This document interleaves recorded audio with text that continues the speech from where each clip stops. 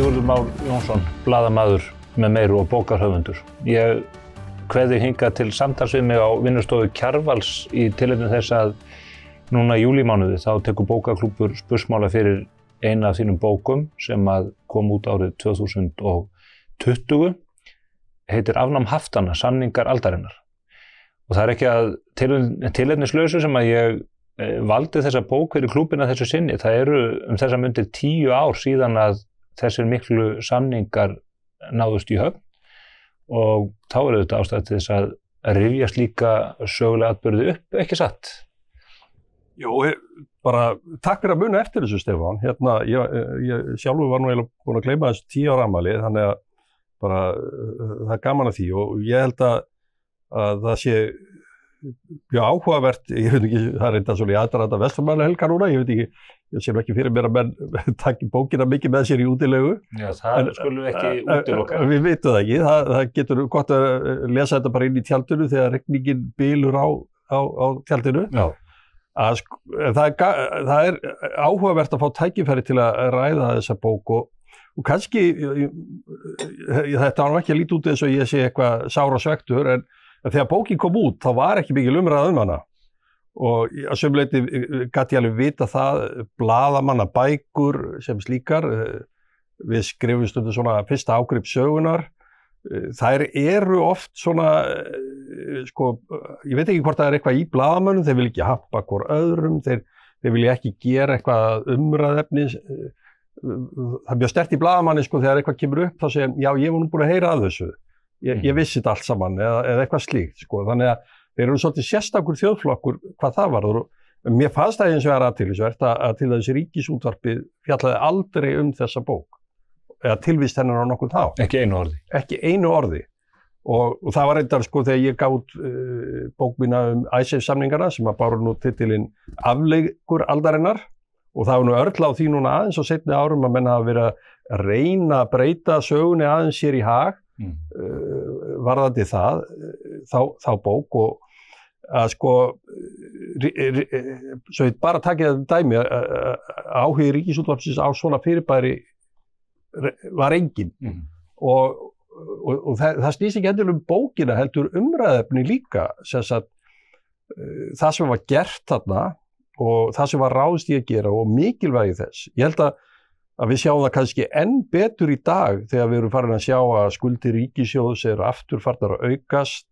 Við getum alveg farið að hafa áhyggjur af því hvað vaxtagreiðslur ríkissjóðs eru að verða miklar og það sýnir á þessum tíma þá vorum við þegar þetta gerist þá vorum við með fjármagnshöft í landinu.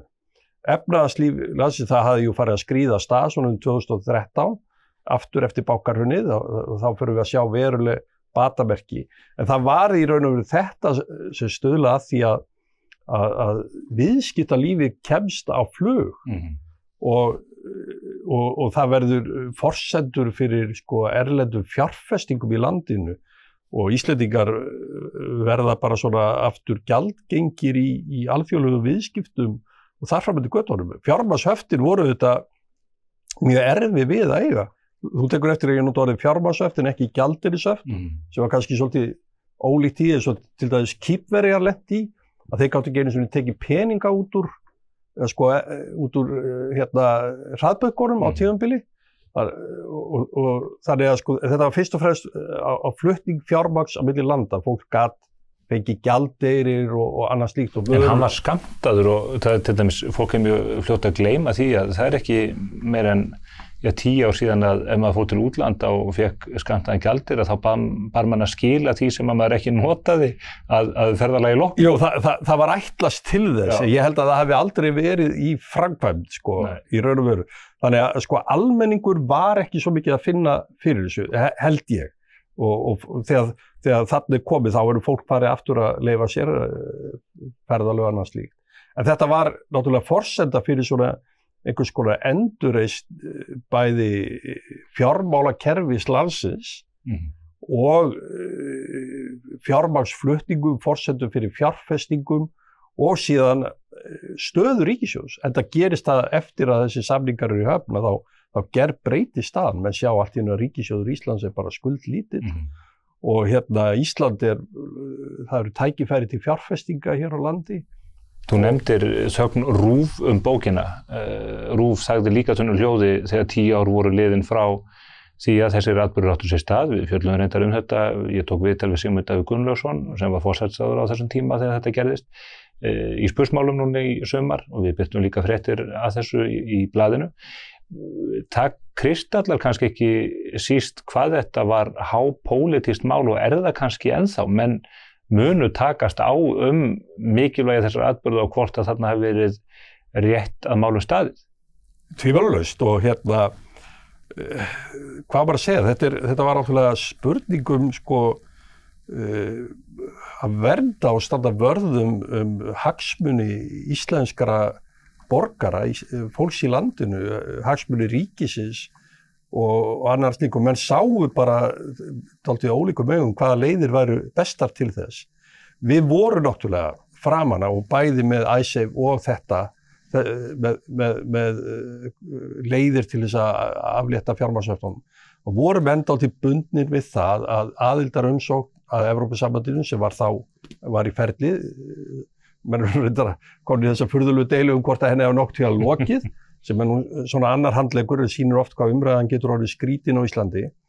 En að þá voru menn sem sagt þeir sem sóttust eftir aðild töldu að það myndi vera lækningin.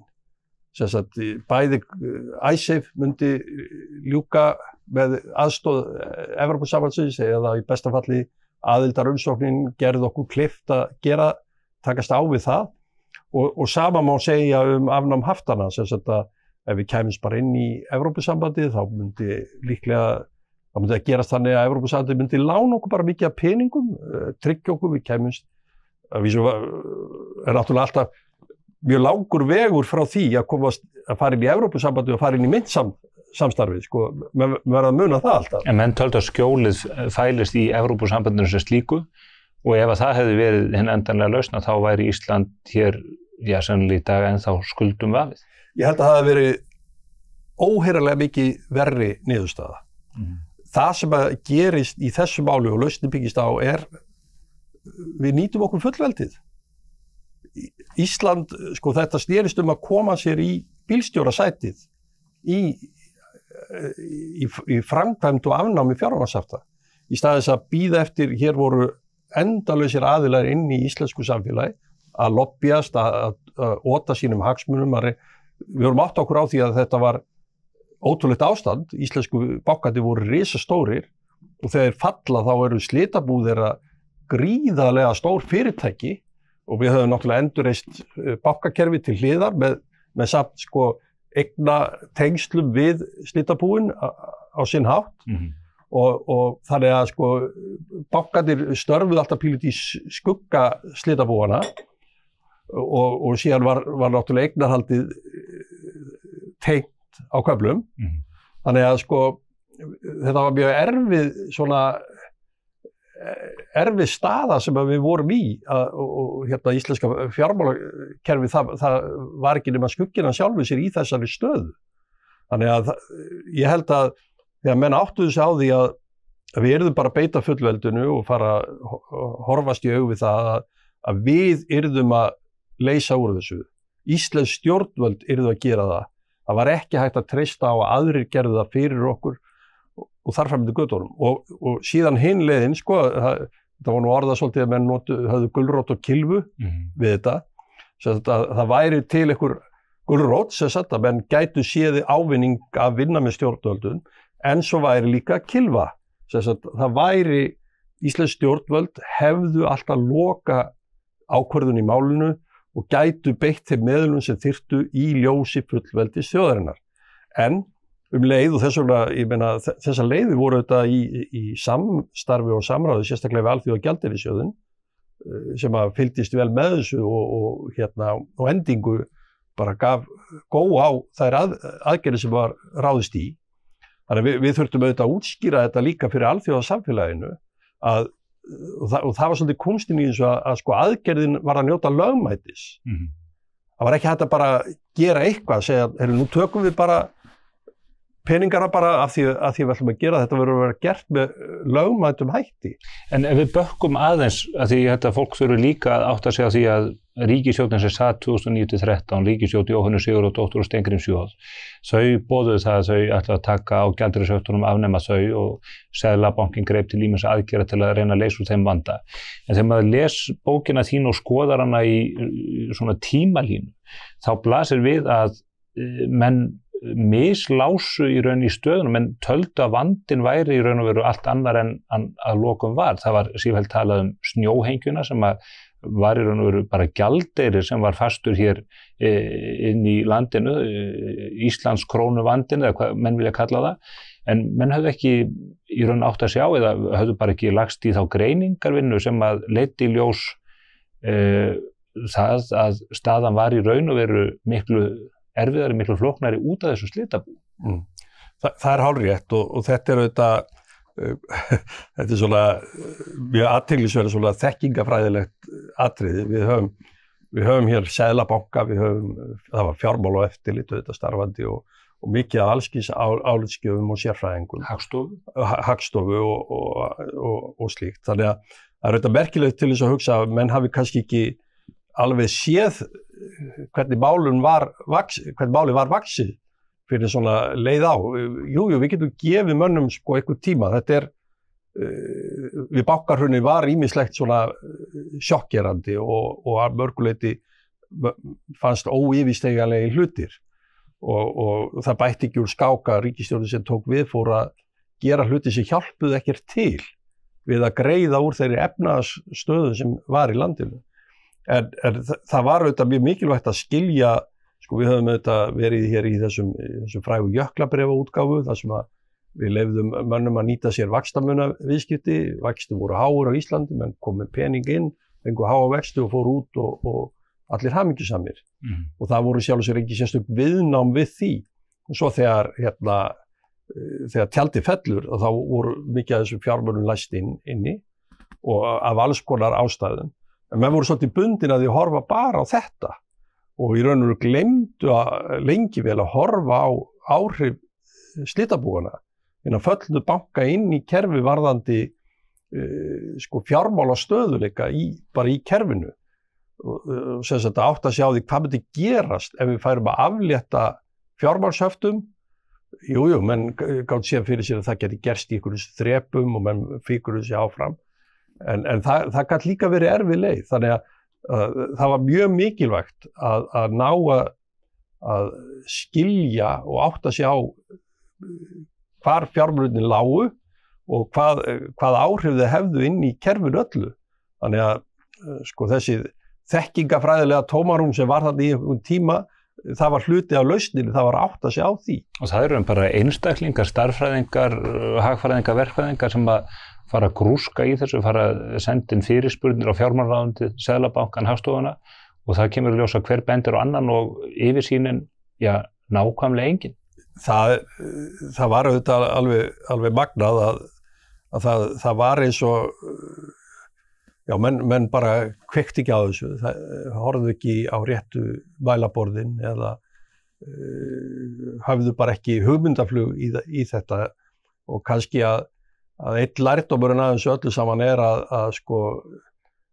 það er svolítið hugmynd í stjórnmálafræðinni að sko þegar hið pólitíska vald bregst að þá taki embættismennirnir við og beri samfélagið yfir svona óráleika tíma og maður fann það að það var hugmyndin hjá mörgum að það er gerst í bankahrunið að hið pólitíska afl hefði brugðist að einhverju leyti í pólitíska vald og það var meðal hans embættismanna að taka við því og maður fannst það lengi örla á því og hluti af þessu sko að takast á við þennan vanda, það var náttúrulega eins og ég var að segja, það var að sjá hvað í honum fólst og að leiða menn að borðinu sem gátu hugsað svona út fyrir kannski embættismenninu auðvitað.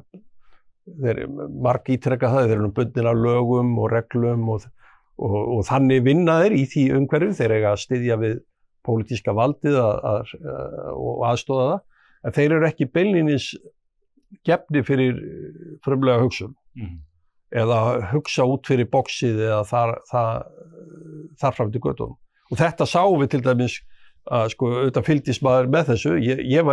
Þegar ég kemur í forsætisráðuneyti haustið 2013, ég náttúrulega á enga ferilinn í stjórnsýslunni, ég hefði bara unnið í blaðamennsku og yfirleitt verið að reyna að herja á stjórnsýsluna eftir upplýsingum og verið með gagnrýni. Þegar ég byrjaði að skrifa fréttir þá vorum við nú að gagnrýna allar þessar stofnanir sem voru að dreifa skattpenningum út allt í misskynsamlegar fjárfestingar, það var nú kannski hægt. En allavega þegar kemur þetta inn að þá til dæmis býður aðgerðir sem að framsóknarmenn höfðu lofað, sem varðaði leiðréttingu, verðtryggðra húsnæðislána. Og það leystist með því að það voru fengnir utanaðkomandi aðilar sem voru, ég meina að segja, lánaði skrifstofu mína á tímabili Sigurði Hannesinni, það var eitthvað vesinn, þannig ég sagði, ekki best bara að nota mína skrifstofu, ég gat verið bara að hlaupa með minn síma. Og það reiknaði sig niður á þessa niðurstöðu? Já, meðal annars, og það voru margir sem voru fengnir af því verki sem að unnu að mjög farsælli niðurstöðu af mínum dómi, sem síðan var náttúrulega gert mikið til þess að tortryggja þá aðgerð. Leiðréttingi var þetta hluta sem pakka, það hefði aldrei verið hægt að ráðast í leiðréttinguna nema vegna þess að menn náðu þessum samningum við kröfuhafana. Talandi frumlega hugsun, það er Sigmundur Davíð Gunnlaugsson, þáverandi formaður Framsóknarflokksins, núverandi formaður Miðflokksins, sem að boðar þennan mikla fögnuð í þingkosningunum 2013. Segir að það sé hægt að ná 100 milljarða af þessum slitabúum, það sé eina niðurstaðan til þess að leysa vandann. Og því var nú illa tekið, ekki síst að fyrrnefndu Ríkisútvarpi og öðrum fjölmiðlum. Þórður Snær Júlíusson, þáverandi blaðamaður og mógúll á Fréttablaðinu, sagði að Sigmundur Davíð væri óvinur númer 1 Íslenska ríkisins? Já, það er auðvitað furðulegt að rifja það upp, það er umræðu og það er auðvitað mönnum í fersku minni, ég held að séu klippur af því, sko, þegar Sigmundur er að ræða við meðal annars Sigmar Guðmundsson og Heiðar fréttastjóra. Heiðar Örn og þeir bara trúa honum ekki og þegar hann er að lýsa sko þeirri aðgerðaáætlun sem hann sá fyrir sér og þannig að hann verður svona fær þess að hann sé bara hálf galinn en auðvitað vinnur hann síðan góðan sigur í kosningunum 2013, meðal annars í ljósi þess að menn sá að margt af því sem hann sagði í Icesave var bara alveg hárrétt. Og það sem menn höfðu á ýmsum stigum vilja fara einhverja samningaleiðir sem hefðu leitt til mjög vondra og erfiðar samninga. Það er í ársbyrjun, svo við rífum það upp, það er í ársbyrjun 2013 sem að Icesave dómurinn fellur í eftirdómstólum. Já, það er í febrúar bara, janúar, byrjun febrúar. Þannig að það er mjög skamt liðið frá því að Íslendingar vinna í raun og veru fullnaðar sigur gagnvart ofurefli Hollendinga og Breta. Já, það kemur í ljós í raun og veru að allar þessar kröfur á hendur Íslendingum höfðu ekkert lögmæti, það var ekkert á bak við það. Íslenska ríki var bara hreinsað af þessum kröfum. Þannig að þetta stóða mjög sterkt og síðan kemur hann með þessar lausnir að horfir fram í tíman að það sé hægt að á þeim tíma það hefur margir fengið sko breytingar og lagfæringar á sínum lánum, meðal annars þeir sem voru gengistryggð lán og ýmis önnur lánaform, en þeir sem voru með verðtryggð húsnæðislán, þessi svokölluðu Íslandslán sem að mjög margir höfðu, þeir hafðu ekki séð neina breytingar og þess vegna var ráðist í það sem að undir þeim formerkjum það væri bara sanngirnisaðgerð. Það var ekkit, sko, eins og menn voru að segja, það var ekkit hugsað sem einhver jöfnunaraðgerð eða eitthvað annað, það var bara sanngirnisaðgerð.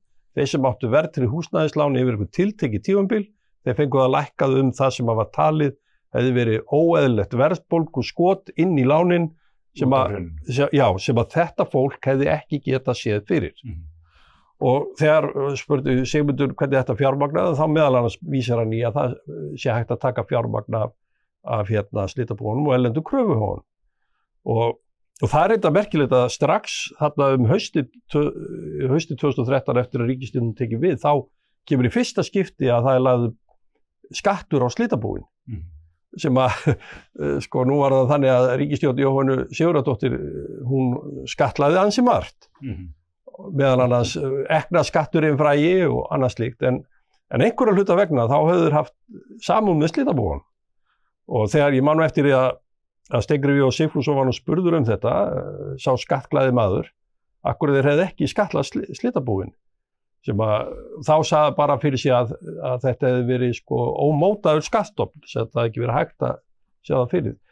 En því miður þá hafði fréttamaðurinn ekki þekkingu til, það átti ekki við síðustu 1 eða 2 árin. Þannig að það var alveg, vinstristjórnin hefði geta lagt þetta skatt á ef þú henni það var komin mynd á efnahagsreikning. Já, það var alveg ljóst og enda þegar hann lagður á þessi skattu þá gefur hann strax talsvert mikla peninga. Sem þýddi það bara að fjármálastofnanir í slitameðferð voru láta borga það sama og aðra fjármálastofnanir. Það var ekkert öðruvísi, bara skatturinn fellur á þá líka í staði þess að sem var með ólíkindum, að hafa þá einhvern veginn undanskild. Þannig að strax þá ríkissjóður byrjar að sækja sér fjármuni til þess að meðal annars að nýta við þessa leiðréttingaaðgerð. En lengi vel voru slitabúin undanþegin mörgum kvöðum sem aðrir voru undir, til dæmis hvað varðaði gjaldeyrishöftin, þar að segja ef að búunum hefði verið slitið þá hefðu þau getað komist út úr gjaldeyrishöftunum óreitt og það þurfti að grípa til í raun enn einnar neyðaraðgerðarinnar á þingi þegar að menn kveikt á perunni að svo geti farið. Já, og það var ekki alltaf einhugur það og að því leyti þá getum við sagt að menn hafi þó haft gæfu til þess að þoka þessu í rétta farveg, að taka þau undir og lýsa þeir. En auðvitað eftir á, velti maður líka svolítið fyrir sig sko, hvað athyglin var ekki á þessi slitabú. Það var eins og sko, nú voru margir í þjóðfélaginu mjög áhugasamir alls kyns uppgjör, vildu fá að svona setja allt í þjóðfélaginu til kastljós og það átti að vera svona gagnsæi allt mögulegt og ómögulegt, nema slitabúin. Það var til dæmis, mann finnst auðvitað gengu kröfurnar, kaupum og sölum og erfitt að halda kannski utan hver var eigandi að kröfum inn í slitabúin. En maður hefði samt þótt það eðlilegt og hefði hjálpað til seinna, en menn hefði reynt að halda eitthvað utan það. Fjármálaeftirlitið, Seðlabankinn og verið bara í staðis að eins og Seðlabanki fer í að reisa sko risavaxið gjaldeyriseftirlit sem snýst að elta Íslendinga út af öllu og engu og síðan kom við ljósa refsiheimildir skorti og þetta var bara fjaskó. Allt í rugli. Bara fjaskó, við vorum bara að segjast eins og að skildu ekki þá frekar hafa geta einbeitt sér að því að reyna að safna gögnum og upplýsingum og að hafi verið svona eitthvað svona gagnsæi gagnvart þessum félögum og ég líka pínlítið hissa á að fjölmiðlarnir voru rosalega lítið áhugasamir þetta að sko það hefði kannski verið bót í málið Þorsteinn Már hefði átt eitthvað af þessum kröfum, þá hefði kannski sýnt þessu meiri áhuga. Þetta voru þetta andlislausir menn en ekkert endilega þetta og við sáum það var reyndar einn blaðamaður sem að ég hrósa nú í bókinni, félagi okkar, Hörður Ægisson, sem að fylgdist bara mjög vel með þessu og ég held ég geti alveg upplýst það að fyrst þegar, því ég hef nú góð tengsl við útgefanda ABO, ég hafði svona hálf beðist undan því að skrifa þessa bók af því að ég vissi að hún var þetta er mikið smáatriða bók og hún var ekki auðveld í samningu og það var ekki hátt tímakaup við hana, skal ég segja þér. Þannig ég var svona hálf að beðast og var alltaf að segja, Hörður ætti nú að skrifa þessa bók. Hann kann þetta allt miklu betur og vann þetta vel en hann svona, það hentaði ekki hans svona tímalínu, þannig að ég satt uppi með Svartapétur og skrifaði þessa bók sem að ég bara ánægði með og finnst að sé mikilvæg sko dokumentasjón á þessu, auðvitað menn geta haft skoðanir á hinn og þessu það má fylla upp í myndina en það er gott að hafa þetta einu stað því að það fennir fljótt yfir, fólk gleymir fljótt til dæmis þessum hrækamarsjóðum sem voru hér yfir og allt kring tiltölulega fáir aðilar sem voru orðnir mjög áhrifamiklir og stórir og farnir að beita sér inn í stjórnkerfinu íslenska. Forvitnilegt er meðal annars að sjá þegar þú ræðir í lok bókarinnar uppgerð og hvernig þessi sjóðir komu út úr þessu, þeir langt flestir græddu á tá og fingri en sínum mest græddu þó þeir sem höfðu vitað því að selja meðan Jóhannustjórnin var hér enn því að þá trúðu menn því að það væri hægt að ná gríðarlega hagfelldum samningum gegn íslenska ríkinu. Já. Kröfurnar lækkuðu þegar ríkisstjórn Sigmundar Davíðs verðmætið þeirra lækkaði, menn sáu að það yrði við erfiðari aðilega. Þannig að sko markaðurinn lagði það verðmætt á það strax. En eins og ég var að segja sko, og ég fer aðeins yfir það, að það var sérkennilegt ástand svona í þjóðfélaginu með þeir gríðarlegi fjármunir og þeir sem voru reka þessi slitabú, við munum strax eftir hrun þá segi Jóhanna Sigurðardóttir á enginn að við hafa hærri laun en forsætisráðherra. Það átti að vera kríterían, við ætluðum svona fara alveg bara aftur í svona eitthvað jafnaðar, últra jafnaðar ástand í þjóðfélaginu. Þá supu svæfingarlæknarnir á Landspítalanum hveljur. Já, og margir fleiri. Já, þetta sá menn að þetta var kannski ekki mjög raunhæft, en þetta voru einhvers konar pólitísk skilaboð sem hún var að senda út þarna. En auðvitað síðan gerist það smá saman að þetta verður svolítið svona fat cats rekstur í kringum þessi slitabú og endingu eins og ég rek nú aðeins í bókinni þá fer það auðvitað að hafa áhrif á vilja þeirra til þess að ljúka málinu. Menn auðvitað höfðu gríðarlegar tekjur af þessu slitabúum. Og þetta eru íslenski lögfræðingar endurskoðendur sem að sátu þarna að þessum kjötkotlum.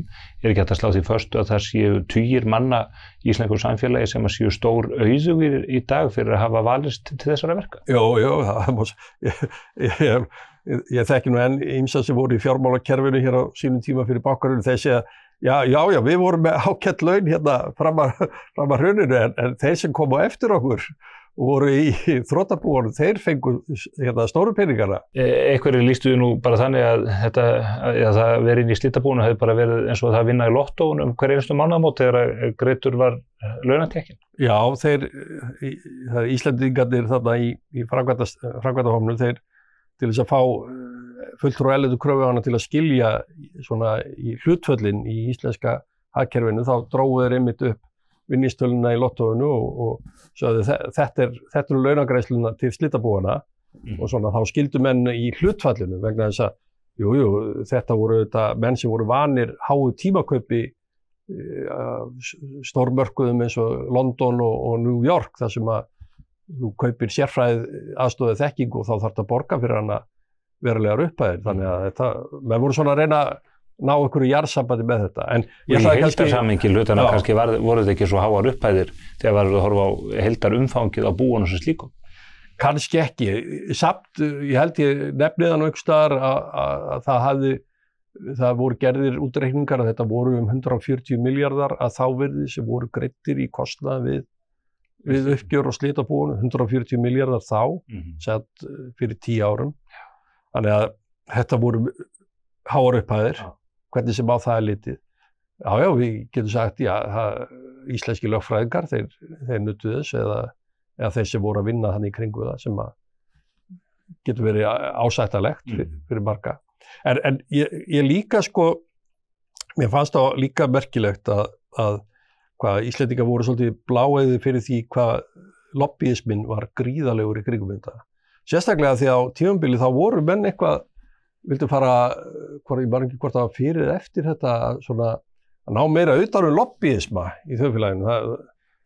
Það var ekki uppstytta því að Einar Guðfinnsson fyrir átti forseti Alþingis, hann fyrir einhverju misseru seinna að vinna fyrir laxeldið og það, hvað í gangi þarna? Og menn, þegar menn voru að velta fyrir sér þessu lobbyisma, þá fannst manni spaugileg, þá voru eins og þeir væri með huga við það, hver væri að sinna íslensku sauðkindinni eða eitthvað. Það væru viðmiðin á meðan við vorum með þetta í gangi, sem voru sannarlega, þetta skipti rosalegu máli að hafa aðganga mönnum í stjórnsýslu eða pólitíkinni í kringu þetta. Þetta voru mjög vel tengdir menn. Einar Karl Haraldsson, mjög djúpt tengdur inn í Samfylkinguna, fór mikinn svo að dæmi sér tekið. Já, hann var mjög duglegur að gefa út upplýsingarit, vann við það og sendi það á kröfuhafana. Ég vitna alloft í það. Mér fannst það oft góð tenging við hvernig umræðan var, vegna þess eins og hann endurvarpaði því til kröfuhafana, sko, meðal annars þeim miklu fagnaðarópum sem að birtust í því þegar Már Guðmundsson var endurráðinn sem seðlabankastjóri, að það endurspeglaðist þá í bréfinu, eða í þessu fréttabréfi hans. En þetta, já, ég var pínlítið hissa þegar ég hafði þetta pata að þessu og ég man að við vorum einhvern tímann ætluðum að fá einhverja aðstoð PR-stofu í einhverju verkefni í forsætisráðuneytinu og vildum helst ekki að hún var að vinna þá fyrir kröfuhafanleiðinni. Það gerði það verkum og það var dálítið erfitt, sko, að finna þá. Allar að vinna meira og minna í einhverju tilliti? Það virtist vera, já. Sigmundur Davíð hefur nú upplýst það að menn hafi reynt að bera hann fé og hótunum og draga hann á leynifundi í fjallakofum þar sem ekki var símasamband og annað í það. Já, ég er með frásögn einmitt af þessu að og rek nokkuð tilvik þetta og þetta var náttúrulega óvenjulegt en þetta ég held að Íslendingar séu pínlítið bláiðir fyrir þessu og þetta er ekki hægt.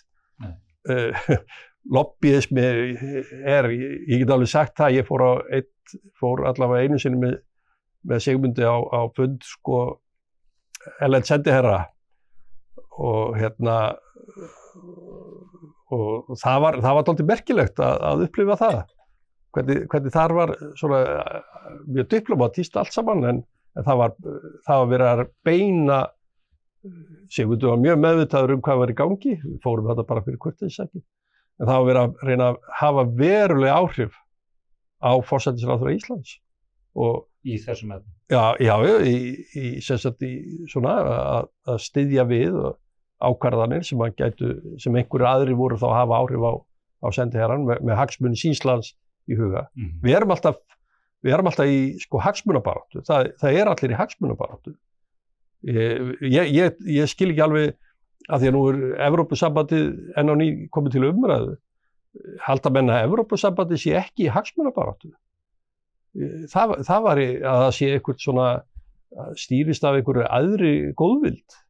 Nú það viðurkennt að stjórn Jóhönnu Sigurðardóttur hélt mjög illa á hagsmunum Íslands í Icesave-málunum og þar var tilraun gerð margítrekað til þess að beygja íslenskan almenning undir drápsklyfjar þeirra samninga.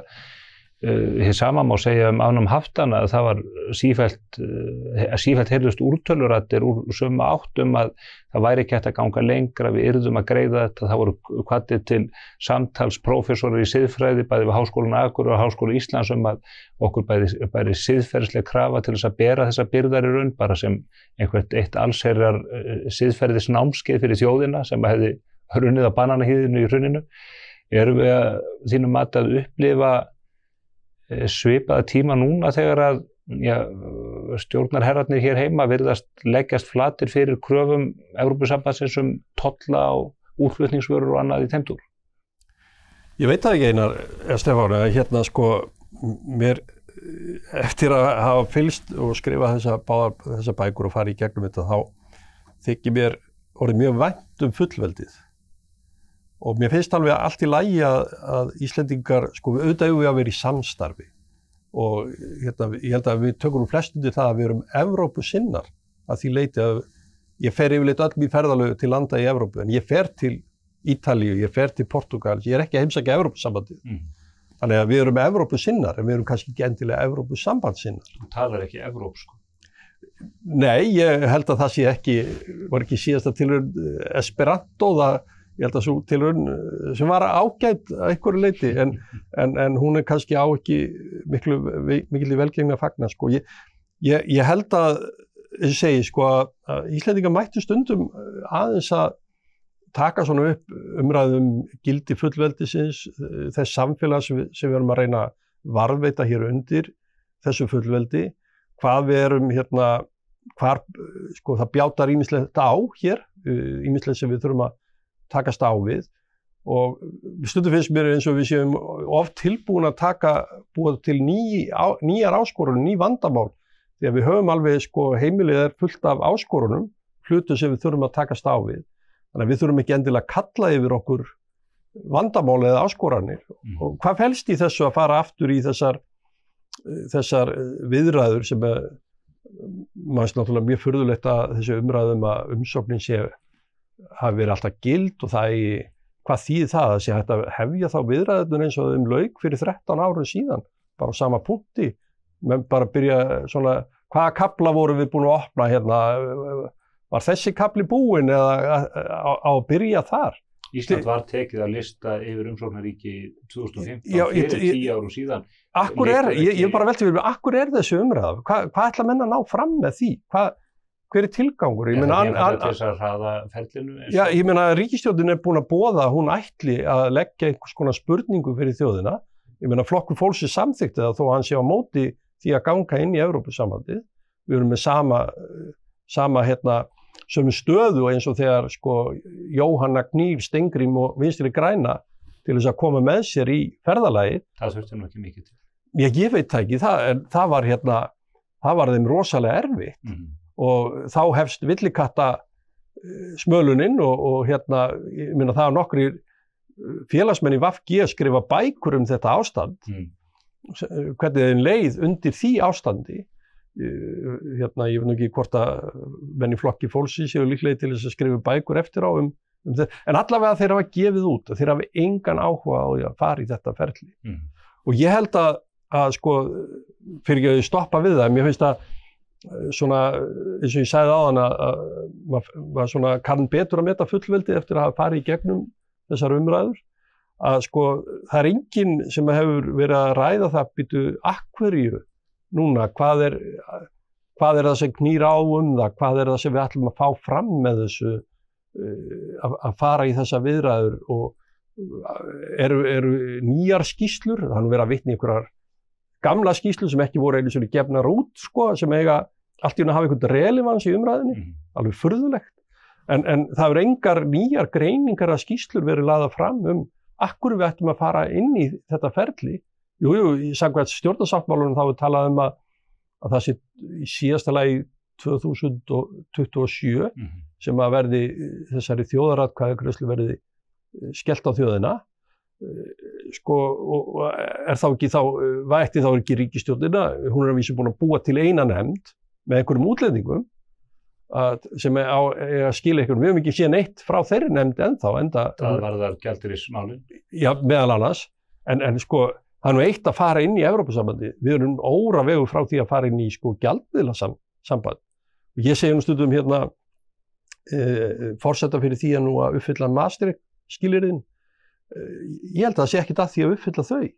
Og þau eru forsenda þess að geta tekið evru? Já, hugsanlega væri þannig að við bara einsættu okkur að uppfylla Maastricht-skilyrðin bara sem fullvalda þjóð. Það er ekkert að því, þetta er bara heilbrigð markmið í varðandi rekstur þjóðarbúsins. Ef við næðum að uppfylla þau, myndi þá ekki bara hreinlega áhugin á að ganga inn hverfa því að þá værum við búin að ná því markmið okkar. En auðvitað erum við komnir í þetta ástand aftur að innganga í Evrópusambandi eigi þá að leysa þau vandamál sem eru upp á borðinu í íslensku samfélagi með einum öðrum hætti. Ég veit það ekki, ég meina. Rétt eins og afnám haftanátt að gera. Það má kannski segja að þessi bók sé fyrst og fremst saga af sjálfsákvörðunarrétti þjóðar og það er fyrirbæri sem að Íslendingar þurfa að velta fyrir sér, geri ráð fyrir á allra næstu mánuðum og misserum. Já, við getum kallað þetta svona ákveðna case study, ef við slettum. Á góður íslensku. Já, að við svona greindum ákveðið tímabil, ákveðið ferli og menn með að hafa eðlilega sína skoðanir á því hvernig það er greint í þessari bók.